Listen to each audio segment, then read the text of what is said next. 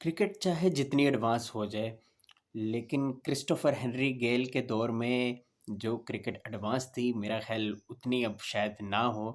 क्योंकि Christopher Henry गेल Jamaica से ताल्लुक़ रखने वाले वेस्ट इंडियन क्रिकेटर ने अक्रॉस फॉर्मेट्स अपने जो है वो अपना लोहा मनवाया और हर फॉर्मेट को जो है उसकी सिचुएशन के मुताबिक जो है खेला।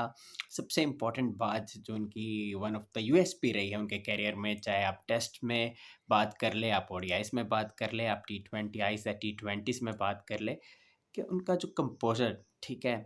और जो एनिमेटेड रह रह के खेलना, ठीक है? और ठंडे रह के काम रहना, कप्तानी भी उन्होंने अगर की, तो हर प्लेयर को जो है एज़ अ यूनिट जो है वो स्पीयरहेड किया, ठंडा रखा मामला सारा और प्रेशर एक्स्ट्रा अपने प्लेयर्स पे भी नहीं डाला, ठीक है? और ये सबसे बेहतरीन बात ये रही है क्रिस्टोफर हेनरी गेल की।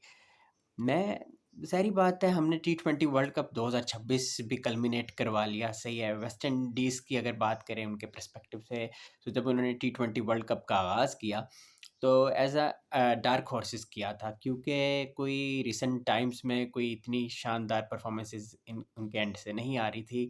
लेकिन ये सबको पता था कि वेस्ट इंडीज़ अगर टी20 वर्ल्ड कप में जब खेलेगा, तो एक टिपिकल माइंडसेट के साथ खेलेगा क्योंकि आप ये चीज़ भी नेगलेक्ट नहीं कर सकते कि 2012 में और 2016 में ये 2 मर्तबा जो है टी20 वर्ल्ड कप के टाइटल जीते अंडर डैरेन सैमी। फिर इसी तरह आप ये देख लीजिए कि 1975 हो या 1979 हो, तो उसमें भी जो है they went on to win titles for the Caribbean Nations.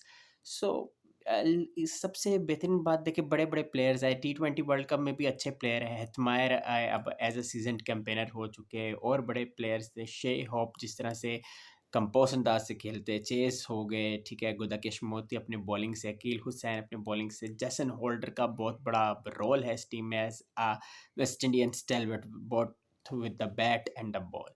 बड़े प्लेयर आए, पास में ब्रायन चार्ल्स लारा आए, ठीक है, उससे पहले चले जाए विवियन रिचर्ड्स आए, उससे पहले चले जाए रोहन कन्हाई आए, जिसके नाम पर जो है गवास्कर ने अपने बेटे का नाम भी रखा। तो ये सारे सिनेरियो अपनी जगह, ठीक है। शिव नारायण चंद्र पॉल आए।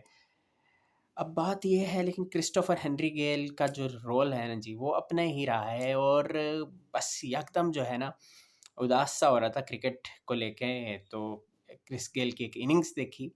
वैसे तो बड़ी इनिंग्स है, हम इस पे बात करते रहेंगे, लेकिन आपने चैनल को सब्सक्राइब करना है, अपनी राय का इज़हार भी करना है। तो ये जी वेस्ट इंडीज़ का दौरा किया था इंग्लैंड ने 2019 के वर्ल्ड कप से ठीक पहले फ़ेब के महीने में, मुख्तलिफ फ़ॉर्मेट्स में खेले थे। लेकिन उसमें ये था कि क्रिस गेल ने जो है क्या कमाल की जो है उन्होंने फ़ॉर्म दिखाई थी ओडीआईज़ में, ख़ास तौर पे 4 इनिंग्स में 404 रन्स तकरीबन उन्होंने किए।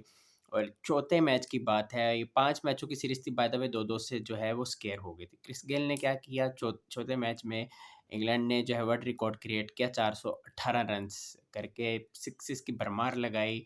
कर्टसी जोस बटलर और जिस तरह से ओवेन मॉर्गन की जो पार्टनरशिप थी वो शानदार थी। बटलर ने 151 रन स्कोर किए और 418 थे, तो यही एक्सपेक्ट हो रहा था ग्रेनेडा में कि जो है इंग्लैंड आराम से ये मैच जीत जाएगा। वन साइडेड कॉन्टेस्ट होगा। लेकिन ये भी पता था सबको कि क्रिस्टोफर हेनरी गेल अगर हो गए दूसरे एंड पे जो ओपोनेंट्स में, तो डेफ़िनेटली जो है थ्रिल तो होगा, मज़ा तो होगा, वो भी ग्रेनेडा में मैच हो, होम कंडीशंस हो वेस्ट इंडीज़ की, तो उसमें क्रिस गेल एंटरटेनमेंट ना लेकर आए, वो कैसे हो सकता है? और अपने मुनफ़रिद अंदाज़ से क्रिस्टोफर हेनरी गेल ने खेला और जिस तरह से उन्होंने खेला, मैं समझता हूँ कि पूरा जो क्राउड था ग्रेनेडा का नेशनल स्टेडियम के, उस वो सारा एनिमेटेड हो गया और they were spotting the Windies with verve. और ये हुआ कि 162 रन्स की इनिंग्स खेल दी क्रिस्टोफर हेनरी गेल ने, 20 से ज़्यादा छक्के लगाए और 97 गेंदों का इस्तेमाल सिर्फ। और अब स्ट्राइक रेट की अगर हम बात करें तो 167 का स्ट्राइक रेट, दिस शोज़ के ये 2019 की बात है, तो वनडे में खेल रहे हैं वो भी। हम टी20 आईज़ में अपने लोगों की बात करते हैं, ठीक है ना? स्ट्राइक रेट की प्रॉब्लम्स की बात करते हैं। वो अगला इतना ज़बरदस्त खेला और उसी मैच में बाय द वे 500 से शायद छक्के इंटरनेशनल क्रिकेट में लगाने का रिकॉर्ड भी अपने नाम किया। यार क्रिस्टोफर हेनरी गेल की क्या बात है!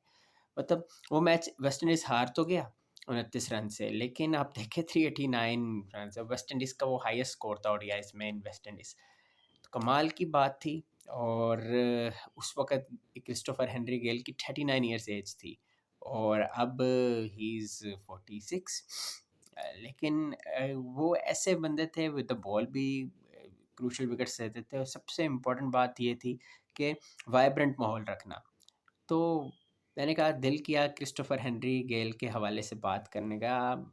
याद है जब नया-नया कप्तान बनाया था क्रिस गेल को, तो उस वक़्त के वेस्ट इंडियन स्टेलवेट शिव नारायण चंद्रपॉल ने उनको प्रेज़ किया और यही बात की थी कि उनके पास वो एबिलिटी है क्रिस गेल की कि एज़ अ यूनिट लेकर चले लड़कों को और वो उन पे ज़्यादा प्रेशर ना डालें, उनको काम कंपोस्ट अंदाज़ के साथ उनके अपने रोल्स वो करे को करने दें। तो ये सारा सिनेरियो और बस ये है कि वक़्त-वक़्त की बात होती है जी। हर जनरेशन में अलग प्लेयर आते हैं, वो इम्पैक्ट भी क्रिएट करते हैं। लेकिन क्रिस गेल एक लेजेंड थे और इस तरह की वीडियोज़ भी बनेगी क्रिस गेल पे और भी बातें करेंगे, अपने राय का इज़हार करना, चैनल को सब्सक्राइब करना। शुक्रिया।